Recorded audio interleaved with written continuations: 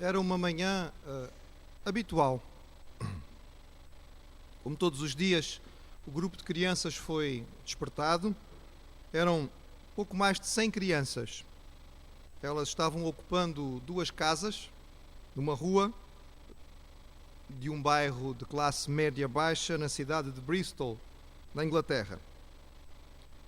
As crianças foram despertadas no horário normal, fizeram a sua higiene e fizeram as suas orações, como eram ensinadas. A algazarra era comum. Podem imaginar o que eram quase 100 crianças a fazer a bicha para ir à casa de banho. Enfim, era um bocadinho complicado. Havia muitos risos, muitas correrias.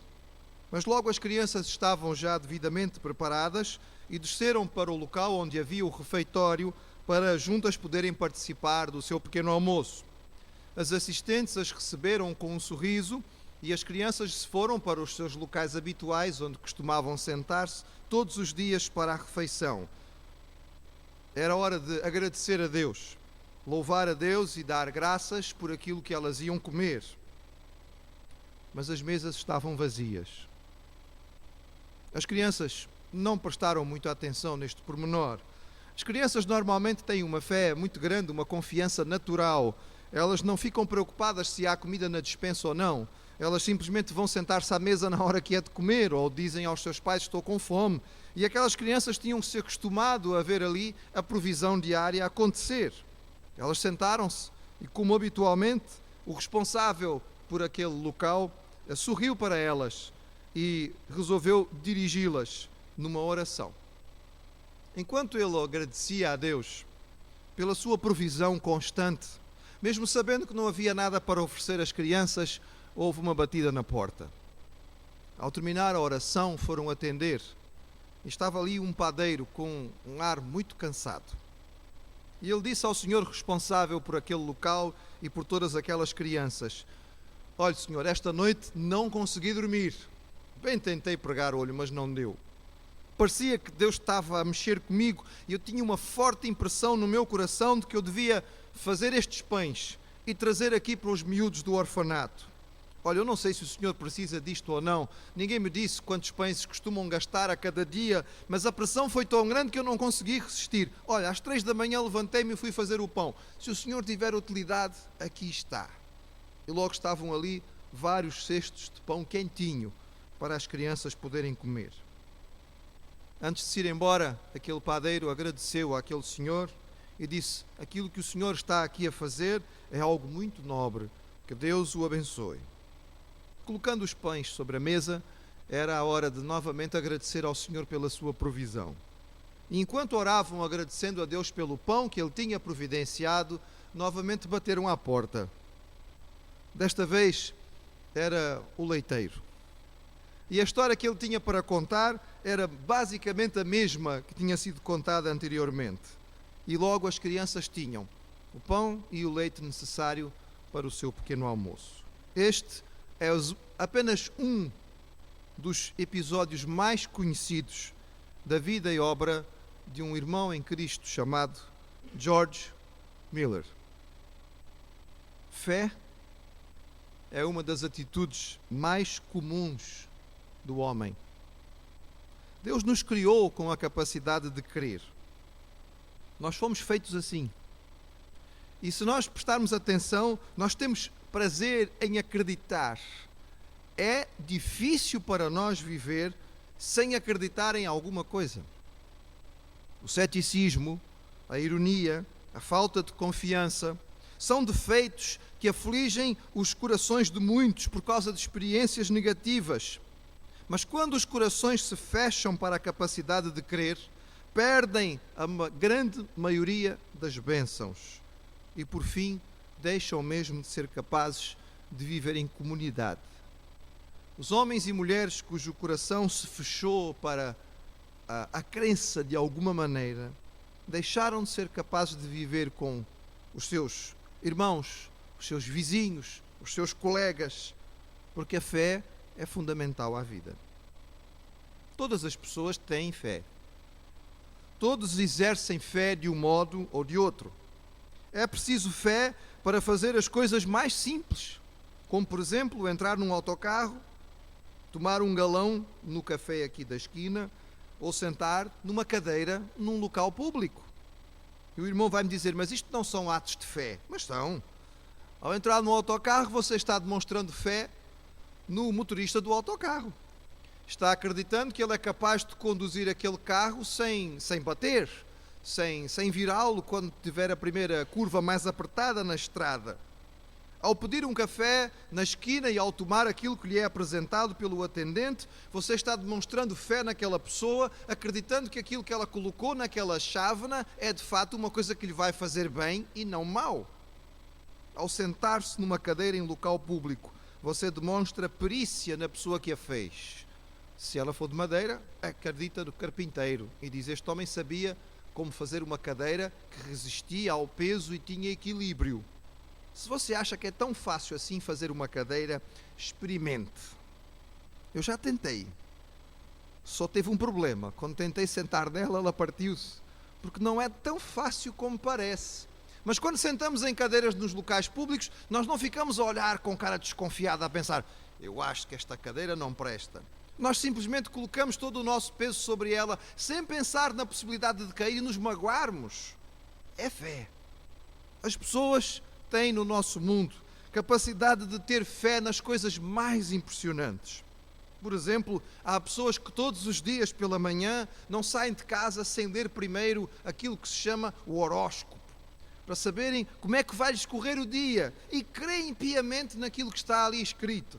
Por exemplo, no fim do ano passado, houve uma grande quantidade de pessoas que acreditou que o mundo ia acabar, teoricamente por causa de uma profecia dos antigos maias. Há quem creia que as pirâmides do Egito foram construídas por extraterrestres. O homem tem uma capacidade extraordinária de crer, irmãos. E diariamente nós vemos que as pessoas estão prontas a acreditar em praticamente qualquer coisa. A Bíblia, porém, nos fala sobre fé e fala bastante. A Bíblia nos fala sobre 3 tipos de fé. Rapidamente, para nós podermos ver quais são. O primeiro tipo de fé que a Bíblia nos fala, essencial para o ser humano, é a fé salvífica, a fé que nos traz a salvação. Fé para a salvação. Nós vemos isto de forma muito clara nas palavras de Jesus. Várias vezes ele disse a pecadores que se aproximaram dele que a sua fé tinha sido base para a sua salvação. Só lembrando alguns episódios no Evangelho de Lucas. Jesus disse àquela mulher pecadora que lhe lavou os pés: vai, a tua fé te salvou.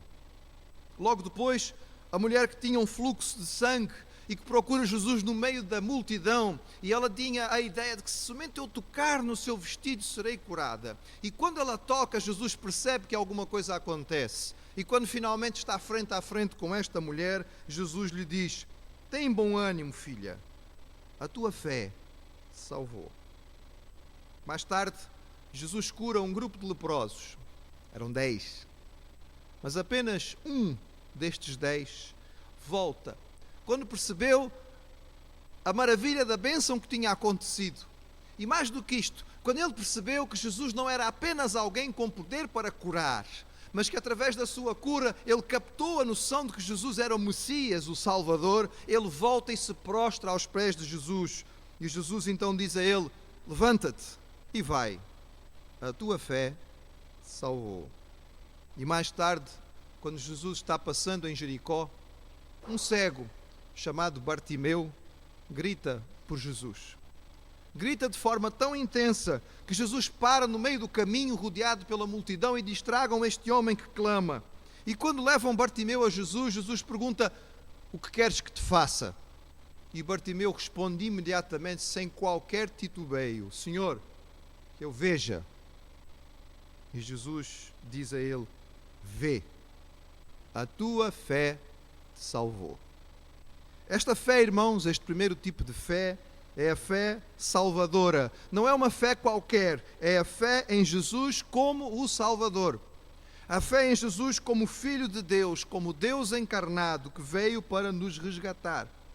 É a fé que entende que a sua obra na cruz foi a obra da nossa redenção. e da redenção da humanidade, que se rende a Ele. É a fé sobre a qual o apóstolo Paulo escreveu quando falou aos Filipenses, dizendo: pela graça sois salvos por meio da fé. Isso não vem de vós, é dom de Deus. Não vem das obras, para que ninguém se glorie. A fé salvadora não é de todos. A Bíblia diz que muita gente crê em muitas coisas, mas a fé pura e simples no Senhor Jesus não é de todos. Apenas crer não é suficiente. É preciso crer na pessoa certa, na obra certa, na palavra certa. A fé que salva é a fé em Jesus. Fé sim, mas no lugar e na pessoa certa, só no Salvador. O segundo tipo de fé, irmãos, que a palavra nos ensina, é uma fé que é dom do Espírito Santo. É dado a alguns crentes. Na listagem dos dons dados pelo apóstolo Paulo em 1 Coríntios, no capítulo 12, ele está falando sobre os vários dons. Ele lista os dons. Ele diz: o Espírito distribui a cada um conforme quer, para o benefício comum. E ele diz: a uns é dado o Espírito, o dom de sabedoria, a outros é dado o dom de conhecimento, a outro é dado o dom da fé, pelo mesmo Espírito. Esta fé, dom do Espírito, é uma capacitação especial do Senhor para alguns salvos, que através dela abençoam e edificam a igreja. Sendo um dom, cai na categoria dos outros dons. Não é de todos, mais uma vez. É dada apenas a alguns, para benefício comum. Ela tem que ser identificada, deve ser entendida, deve ser exercitada para crescer. Mas a fé que eu quero falar aos irmãos hoje, e que eu quero que nós guardemos, é o terceiro tipo, que é aquela que o Senhor pede a todos os salvos. É aquela que nós podemos encontrar na carta aos Hebreus, no capítulo 11. Abra a sua Bíblia, Hebreus, capítulo 11. O capítulo 11 é chamado o capítulo da fé, ou dos heróis da fé. E neste capítulo de Hebreus 11, o autor dá-nos uma definição de fé e faz uma declaração fundamental a respeito dela. Ele diz, inicialmente em Hebreus 11, verso 1, ora, a fé é o firme fundamento das coisas que se esperam e a prova das coisas que se não veem. Não quer saber o que é fé bíblica, este tipo de fé que Deus pede de nós, a isto que está aqui. A fé é um fundamento firme, é uma segurança, é um alicerce, é uma rocha das coisas que ainda se esperam, não aconteceram. E é a prova do quê? De coisas que não se podem ver com os olhos. Mas mais adiante, no versículo 6 desse mesmo capítulo, Hebreus 11, 6, falando sobre a fé que acabamos daqui de definir, o autor diz assim, ora, sem fé é impossível agradar a Deus, porque é necessário que aquele que se aproxima de Deus creia que Ele existe e que é galardoador dos que o buscam. A palavra é clara, irmãos, na medida em que deixa bem específico que sem esse tipo de fé não é possível agradar a Deus. Esta não é a fé que salva.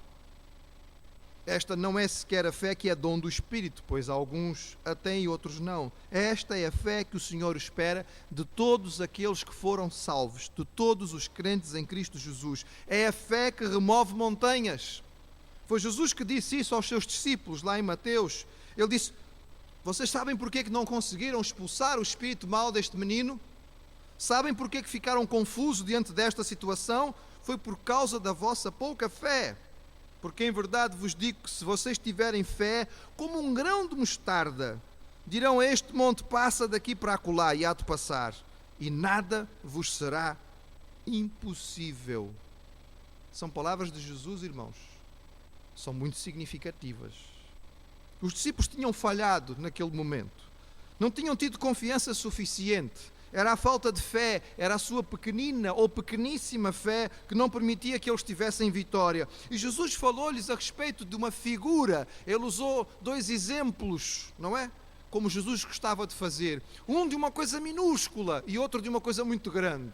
Ele disse: se a vossa fé for tão pequenina, como a sementinha mais pequenina, que é um grão de mostarda. A semente de mostarda é minúscula, irmãos. Se vocês tiverem esta fé tão pequenina assim, vocês são capazes de movimentar uma coisa tão grande quanto uma montanha. Irmãos, Jesus não estava falando sobre nós tirarmos as montanhas dos lugares onde elas estão. Não há utilidade nenhuma em nós dizermos ao Everest para mudar-se para Portugal só para aumentarmos o turismo, não é? Trocamos a Serra da Estrela pelo Everest. Não era disso que Jesus estava a falar, irmãos. As montanhas que ele fala aqui são as montanhas que aparecem na nossa vida. São os obstáculos, são as barreiras, são estas coisas tão grandes que às vezes surgem, que olhamos para elas e são montanhas à nossa frente.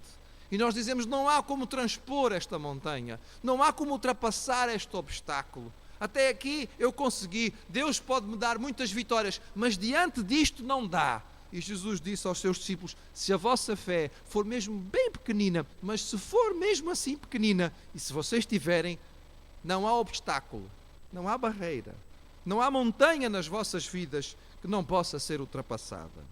A fé, esta fé, que todo crente precisa ter, é uma fé que se desenvolve. É como um músculo que se exercita. Quanto menos exigirmos de um músculo, mais fraco ele fica. É por isso que quando, como médico, temos doentes acamados, nós procuramos que os doentes se levantem o mais depressa possível. Porque sabemos que se o doente ficar na cama durante vários dias, ele vai perdendo massa muscular, ele vai perdendo força e ele depois já não consegue fazer nada. A fé é algo que nós precisamos exercitar, porque à medida que nós exercitamos a nossa fé, como um músculo, ela fica mais forte e nós somos capazes de coisas maiores.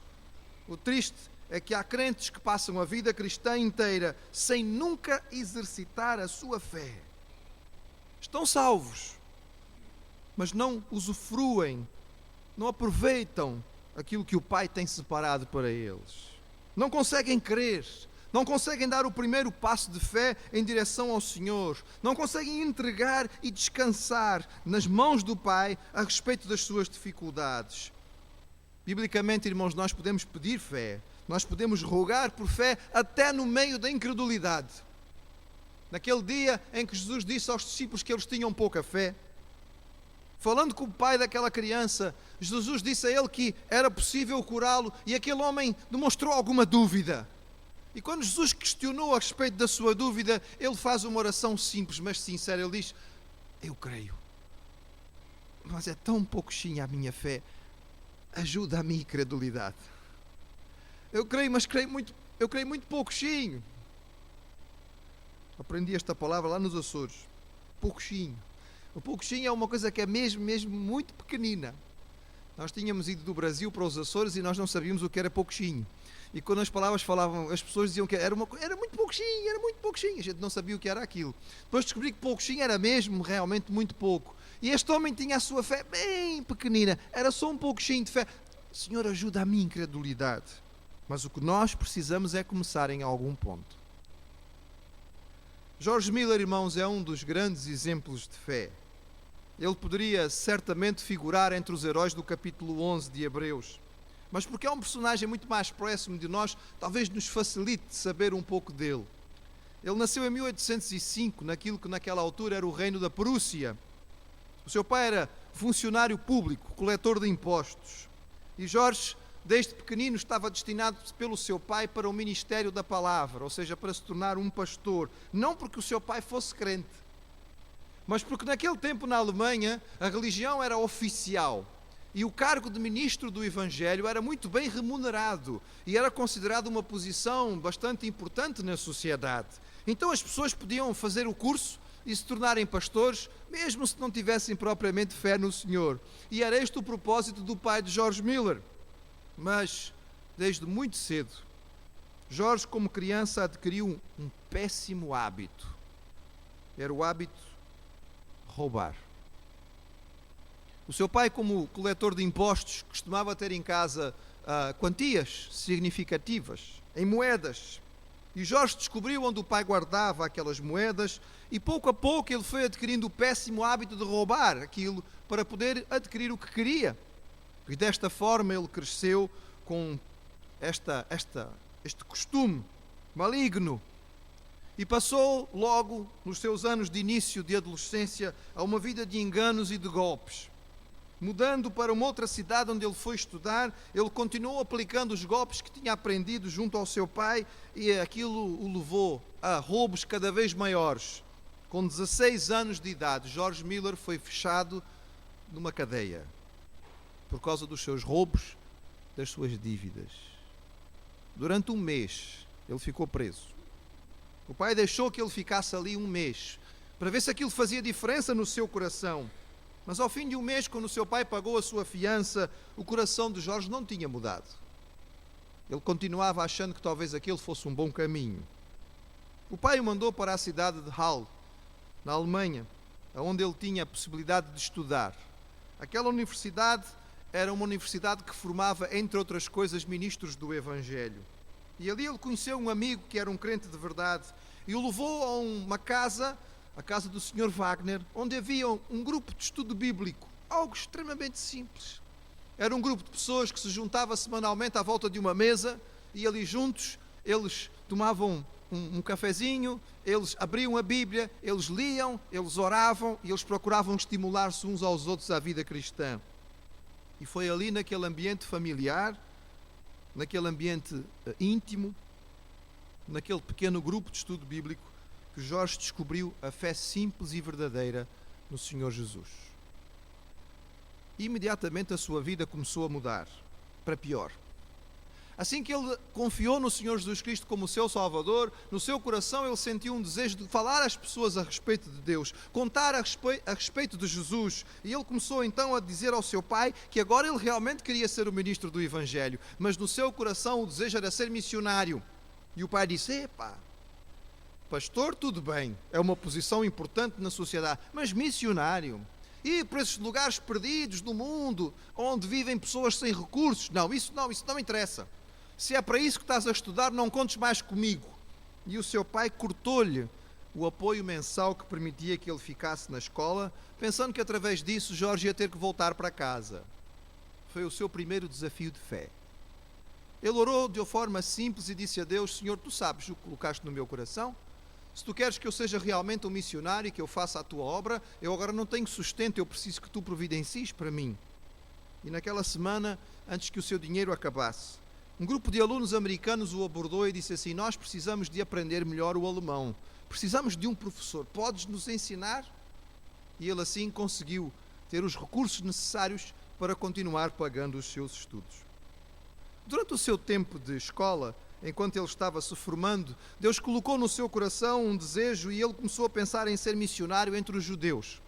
A sua ideia era ir para a Terra Santa, para a Palestina. Nesta altura não havia ainda o Estado de Israel, era uma zona que pertencia ao Império Turco, para ali poder se dedicar à evangelização de judeus. Ele então fez contato com uma organização missionária inglesa e foi para a Inglaterra para se preparar para seguir para aquela região. E quando estava tudo pronto, estourou a guerra entre a Turquia e a Rússia. E George Miller não pôde viajar, mas ele continuou colocando nas mãos do Senhor o seu futuro. Foi nesta altura que ele conheceu um pastor batista chamado Henry Craig. Henry começou a acompanhar George Miller e a falar-lhe a respeito da sua experiência espiritual e também o introduziu aos textos de um missionário batista chamado Anthony Groves. Era um homem que tinha decidido vender e dar tudo o que tinha, pertencendo a uma família inglesa importante, e viver única e exclusivamente pela fé. George Miller não somente conheceu os escritos de Anthony Groves e foi impressionado e impactado por eles, mas conheceu a irmã de Anthony Groves, que se chamava Mary. Apaixonou-se por ela e ambos casaram. E assim que se casaram, eles fizeram um propósito diante de Deus: nós não vamos nunca pedir nada a ninguém, a não ser a Deus. E a partir daquele dia, este casal viveu o seu ministério entregando nas mãos do Senhor todas as suas necessidades. Eles foram morar e trabalhar com uma igreja em Bristol. Era um porto importante da Inglaterra, mas que tinha perdido muito do seu lucro quando foi cancelado o tráfico de escravos. Por causa disso havia uma crise significativa naquela região e devido à crise havia milhares de órfãos nas ruas. Nesta altura a Inglaterra não tinha um sistema social como tem hoje. Era uma época em que os orfanatos não existiam e havia apenas algumas casas para a recolha de filhos de pessoas de sociedade alta que ficavam órfãos. Mas os órfãos das famílias pobres simplesmente iam parar à rua e ali viviam e ali morriam. E as crianças das ruas da Inglaterra ficaram famosas, por exemplo, pelos escritos de um dos maiores autores da Inglaterra, chamado Charles Dickens, que contou a história de alguns destes miúdos que viviam na rua a roubar e que se tornavam uma verdadeira praga. Deus colocou no coração de Jorge o desejo de começar a abrigar estes miúdos. Foi em 1836 que ele fez o seu primeiro acordo com o Senhor a respeito disto. Ele pediu ao Pai: se tu queres que realmente eu vá para a frente com este desafio, providencia os meios. Eu só vou pedir a ti, não vou pedir a mais ninguém. E nesse ano Deus lhe deu recursos. E ele alugou a primeira casa e começou a fazer um trabalho com órfãos e vieram assim os primeiros 20 órfãos para viver naquela casa. Ao fim daquele ano já eram 90 e ele já tinha 2 casas alugadas. Irmãos, eles não pediam dinheiro a ninguém. Ao longo da experiência dos anos, George Miller foi lutando com muitas adversidades. Aquele episódio que contamos aos irmãos foi um dos muitos. Às vezes havia despensa para uma semana, às vezes não havia comida para o dia seguinte, mas a sua resposta era sempre a mesma: a oração. Clamar ao Senhor e apresentar a Ele as suas necessidades. Sem nunca ter feito nenhum pedido de fundos ou publicidade, ele orava e confiava. Quando os moradores da rua, os vizinhos daqueles orfanatos, reclamaram que as crianças faziam muito barulho, Jorge entendeu que era preciso sair dali, ir para um local onde eles pudessem construir as suas próprias instalações. Comprar um terreno e construir aquilo que era necessário. Ele tinha um orçamento de €500 mil. Quanto é que ele tinha em caixa? Não tinha nada, irmãos.